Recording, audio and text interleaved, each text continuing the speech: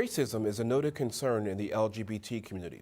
This can include discrimination and bigotry. Here in the United States, ethnic minority LGBT individuals may find themselves in a double minority, where they are neither fully accepted or understood by mainly white LGBT communities, nor are they accepted by their own ethnic group.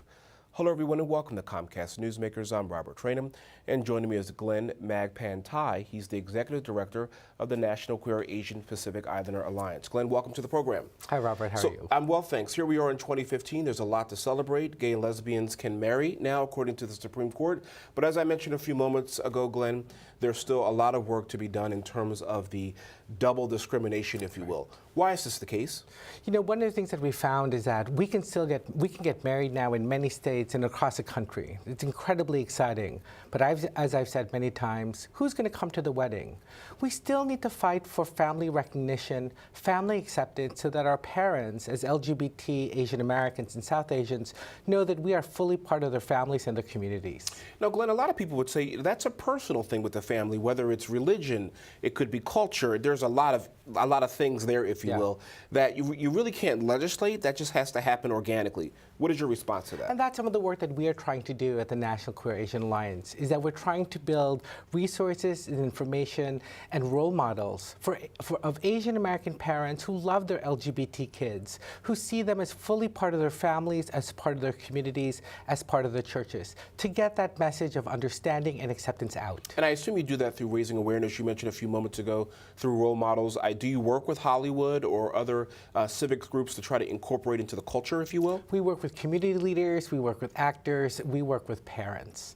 Real life people, not actors, people who have transgender children, who have lesbian daughters, and want to get that message out of love and acceptance. Glenn, for the parents or for the loved ones that are watching this program at home or perhaps on their smart device, and they may either suspect or perhaps maybe they have a transgendered or LGBT person in their family, where can they get more information, particularly if they're a person of color? Sure. You know, on our website, we have a number of materials that are available in up to 20 different Asian languages and scripts.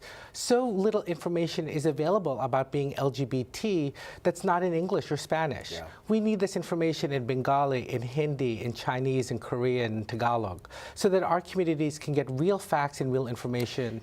You know, Glenn, it's interesting you say that. You just triggered something in my head, because I look at the LGBTQ community as really a black and white struggle, if you will. And that's my own stereotype and my own ignorance, if you will. But you talking about the Pan-Asian community and you just going down the list, I don't know if America is there yet, simply in terms of the acceptance. Is that because it's just not at top of mind?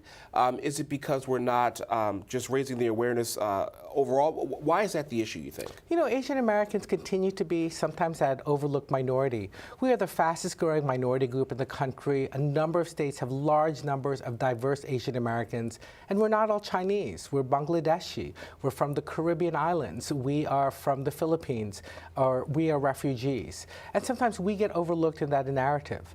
We want to try to bring a larger message of inclusion both to the LGBT community and also to the Asian American community. Glenn, you mentioned a few moments ago the need for more role models and so forth, incorporating that into the community. To answer my own question in a strange way, do you think one of the reasons why there isn't a lot of awareness about the Asian community in terms of the LGBT movement is because there's not enough role models, or perhaps maybe not enough public officials that are out and gay and happen to be of the Asian descendancy? I think that's very much a part of it. You know, one of the challenges that we see just in the media is that, you know, all the gay leaders are white, all the Asians are straight, where do I belong? And if there is a message of LGBT acceptance, it's only in English, when we speak so many other Asian languages. We need to diversify this movement, we need to diversify our movement leadership, and we're doing the work at NQAPIA to make sure that our communities, our voices and stories come to the fore. Glenn Magpantay, thank you very much for joining us. I really appreciate it. Thank you. And thank you for joining us for this edition of Comcast Newsmakers. I'm Robert Trainum. Have a great day. We'll see you next time. Bye-bye.